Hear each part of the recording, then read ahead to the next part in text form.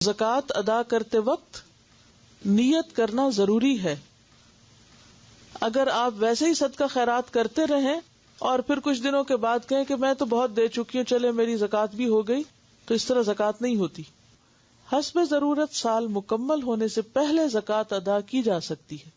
مثلاً اگر آپ کی زکوٰۃ ذو الحج میں واجب ہے تو آپ رمضان میں دینا چاہیں تو دے سکتے ہیں، یا اگر آپ کو معلوم ہے کہ آپ آئندہ 2 سال تک اپنے مال میں کوئی کمی نہیں کریں گے تو آپ 2 سال کی اکٹھی بھی دے سکتے ہیں. بعض اوقات ایسا ہوتا ہے نا، کیونکہ ایسا ضرورت مند سامنے آ جاتا ہے کہ انسان زیادہ کرنا چاہتا ہے اور زیادہ کی ویسے گنجائش نہیں، صرف زکوٰۃ ہی سے کر سکتا ہے، تو اس میں ان ایڈوانس بھی دے سکتا ہے. عبد المطلب بن ربیعہ رضی اللہ عنہ کہتے ہیں کہ نبی اکرم صلی اللہ علیہ وسلم نے فرمایا کہ صدقات لوگوں کی میل ہیں، اور بے شک یہ محمد اور آل محمد صلی اللہ علیہ وسلم کے لیے حلال نہیں. اسے مسلم نے روایت کیا ہے. یہاں انہوں نے آل میں ازواج بھی شامل کی ہیں، اور چونکہ ازواج کے بعد پھر ان کی اولاد تو نہیں، لیکن باقی یہ جو 4 ہیں ان سے تو پھر ان کی اولادیں قیامت تک وہ سلسلہ جاری ہے، تو اس لیے وہ سب شامل ہیں. اگر کوئی بھی صورت نہ ہو اور انتہائی مجبوری ہو تو سید ہی کی زکوٰۃ سید کو دی جائے، کسی اور کی نہیں. غیر مسلم کو زکوٰۃ دینا جائز نہیں. جن رشتہ داروں کا نان نفقہ آدمی پر واجب ہے ان کو زکوٰۃ دینا درست نہیں. ماں باپ، دادا پڑدادا، بیٹا پوتا پڑپوتا، بیوی وغیرہ.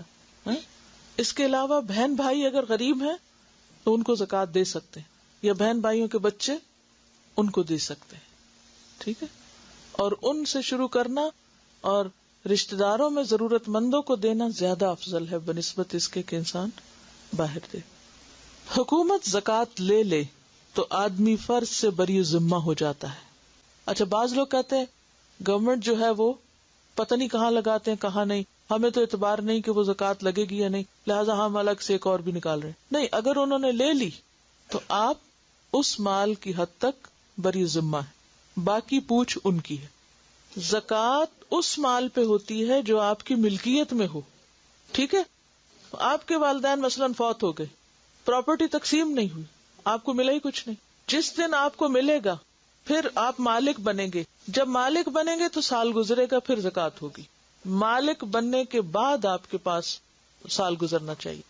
ذاتی مکان یا مکان کی تعمیر کے لیے پلاٹ، نیز ذاتی استعمال کی اشیاء مثلا کار، فرنیچر، فریج، حفاظتی ہتھیار یا مویشی خواہ کتنی ہی قیمت کے ہوں ان پہ زکوٰۃ نہیں.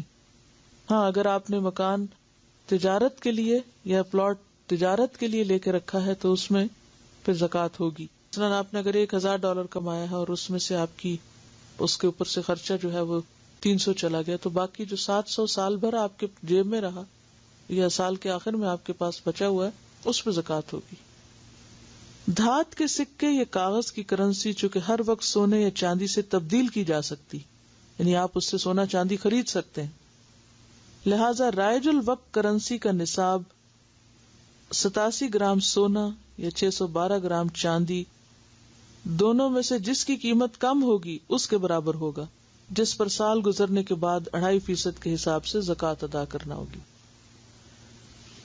زکوٰۃ سونا یا سونے کی قیمت دونوں صورتوں میں ادا کرنا جائز ہے. سونے کی قیمت کا اندازہ موجودہ بھاؤ کے مطابق لگا کر زکوٰۃ ادا کرنی چاہیے. اس وقت کی نہیں جب آپ نے خریدا تھا، بلکہ آج کی، خواہ زیادہ ہو گئی ہو خواہ کم ہو گئی ہو. جب تک فرض ادا نہ ہو تو نفلی صدقات قبول نہیں ہوتے، کیونکہ وہ پہلے فرض کی ادائیگی میں شامل ہو جاتے ہیں. زکوٰۃ دینے والا اپنی مرضی سے زیادہ زکوٰۃ ادا کرے تو اس کے لیے بہت زیادہ ثواب ہے. اگر آپ ساری زکوٰۃ صرف ایک بندے کو دے دیں تو بھی درست ہے، کئی ایک میں بانٹ دیں تو بھی ٹھیک ہے. اور ہونا یہ چاہیے کہ جس چیز کی ضرورت زیادہ ہو پہلے انسان اس کی طرف توجہ فرمائے.